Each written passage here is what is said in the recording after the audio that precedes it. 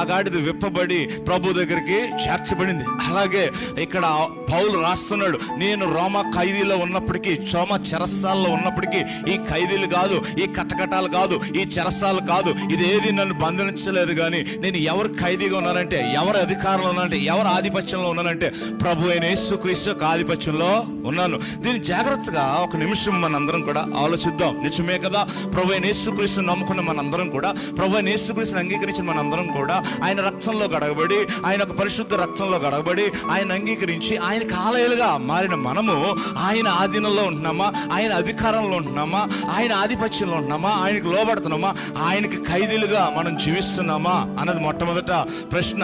ఆయన్ని కలిగి ఉన్నప్పటికీ, ఆయన అంగీకరించినప్పటికీ, ఆయన మన గృహాల్లో, మన వ్యక్తిగత జీవితాల్లో కలిగి ఉన్నప్పటికీ, ఈ జిన్నాల్లో అనేక మంది ఇంకా అలవాట్లకు, సాంప్రదాయాలకు, పద్ధతులకు, లోకానికి సంబంధించిన రకరకాల విషయాలకు వారు కట్టబడి ఉంటున్నారు. వారు వాటి చేత బంధించబడి ఉంటున్నారు. వారు వాటి అధికారాల్లో ఉండిపోతున్నారు. కొంతమంది ప్రాంతాలకు కట్టబడి ఉంటారు, కొంతమంది ప్రాంత సాంప్రదాయాలకు కట్టబడి ఉంటారు, కొంతమంది గృహ సాంప్రదాయాలు కట్టబడి ఉంటారు, కొంతమంది లోక సాంప్రదాయాలు కట్టబడి ఉంటారు. వాటి యొక్క ఆధీనంలోకి, వాటి యొక్క స్వాధీనంలో వారు ఉంటారు. అయితే నిజంగా నువ్వు ప్రభు యొక్క ఖైదీవిగా, లేకపోతే క్రీస్తు యేసు యొక్క ఖైదీవిగా నువ్వు జీవించగలిగితే నీ మీద సర్వోన్నతమైన దేవుని యొక్క అధికారం ఒకటే పనిచేస్తుంది.